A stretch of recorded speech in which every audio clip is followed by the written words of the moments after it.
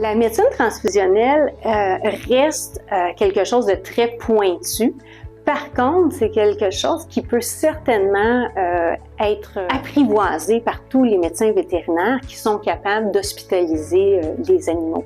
Il y a certains patients qui sont beaucoup trop instables pour être dans une clinique vétérinaire, par exemple, qui ne serait pas ouvert 24 heures sur 24. Mais il y a certainement des situations où est-ce que une transfusion de plasma, par exemple, une transfusion d'un cryoprécipité chez un chien connu von Willebrand, qu'on veut faire une castration, des chirurgies qui peuvent être prévues chez un animal qui a un risque de saignement ou qui est légèrement anémique, mais qu'on va aller faire une procédure. Donc, dans ce cadre-là, oui, une clinique régulière, si on veut, une clinique vétérinaire pourrait, une fois de temps en temps, faire appel finalement à notre banque de sang pour acheter des produits sanguins, mais aussi pour avoir de l'expertise puis du support pour être confiant des gestes qui vont aller de l'avant. On ne fait pas juste prélever des donneurs de sang qui viennent ici au CHUV, mais on va se déplacer dans des cliniques vétérinaires. On a eu une réponse excessivement positive de la part des vétérinaires. On est effectivement très mobile dans nos déplacements pour augmenter le bassin, mais aussi parce que notre mission, c'est une question d'éducation, fait qu'on veut aussi augmenter les connaissances des médecins vétérinaires en allant finalement plus près d'eux et des techniciens en santé animale aussi.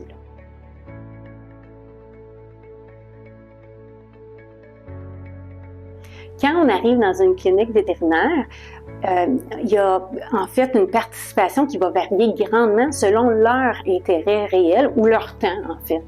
La plupart du temps, quand c'est la première fois qu'on y va, on va avoir des personnes qui vont cogner à la porte puis qui vont vouloir venir voir comment se déroule le don de sang.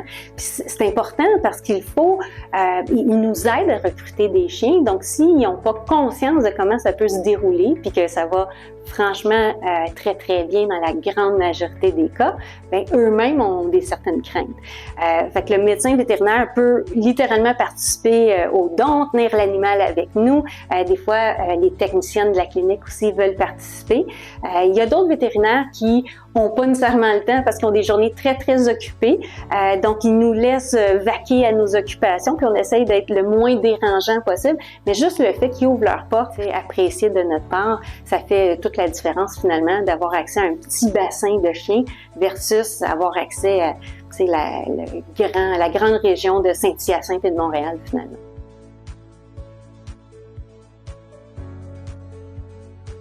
Premièrement, le système de collecte va changer d'un animal à l'autre. Fait que du chat au cheval, on va aller s'adapter finalement dans notre système de collecte. L'autre chose, c'est la tolérance de l'étape. Donc, les chiens, il y a plein de chiens qui sont vraiment des bons participants, qui semblent être heureux d'être avec nous. Quand ils nous revoient, ils branlent la queue, puis à la fin du don, ils savent exactement la canne qui va arriver. Malheureusement, c'est rare pour les chats. Ça peut arriver des chats qui acceptent de donner sans sédation, mais la plupart des chats vont avoir besoin d'une sédation, même voire très profonde, pour que justement on limite l'anxiété qui est associée à la manipulation, puis qu'on augmente notre taux de succès. Fait que la plupart de nos chats, on va leur donner une sédation, souvent de la kétamine, du Valium justement, donc une vraie belle sédation profonde, mais de courte durée. Puis, la logique, c'est plus on grossit chez l'espèce, plus c'est facile.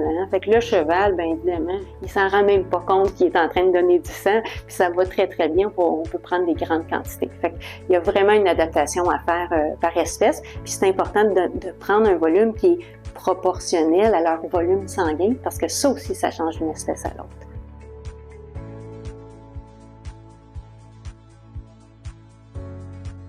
Le typage sanguin, ce qu'on va faire sur tous les donneurs de sang, fait que les chiens, on va typer pour le groupe sanguin DEA1, Dog Erythrocyte Antigen 1, pour voir si il va exprimer ou non à la surface de son globule rouge l'antigène.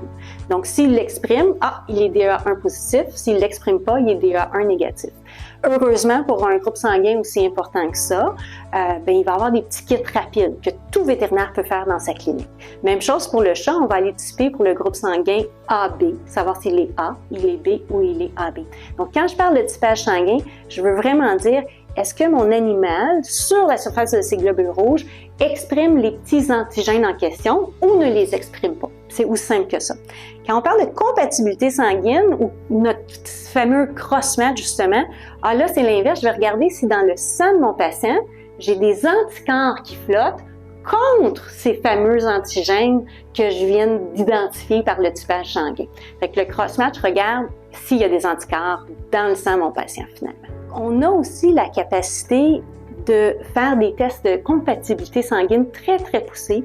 Quand un animal a reçu plusieurs transfusions, par exemple, et n'est pas capable de trouver une unité qui va être compatible par un test de cross-match, on va pouvoir se faire appeler des fois de partout dans le monde. On s'est même déjà fait appeler de l'Angleterre, de l'Australie, des États-Unis, pour justement recevoir du sang rapidement, faire nous-mêmes des tests de compatibilité, des tests de typage sanguin poussés, puis réussir à trouver, quand on est chanceux, du sang compatible pour cet animal-là.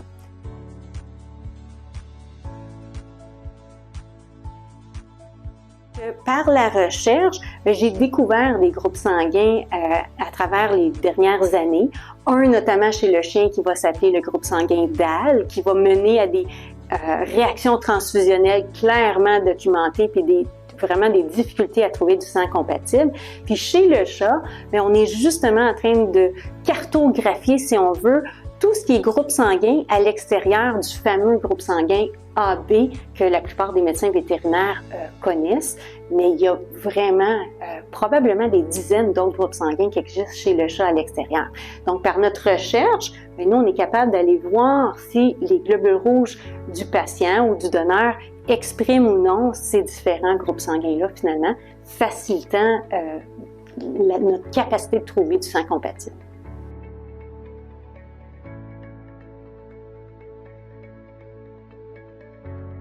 Notre banque de sang, de la façon que je la vois, je veux qu'elle continue à être un leader finalement au Canada, mais internationalement, en termes de capacité de compatibilité sanguine, de trouver, de produire des produits sanguins de très, très haute qualité, puis de générer des nouvelles façons finalement pour limiter le stress sur les donneurs de sang, qui, comme on l'a dit, sont des super-héros, et on a besoin de les respecter au maximum. Je miroite l'idée d'avoir vraiment une unité mobile dédiée spécifiquement, finalement, à la collecte de sang.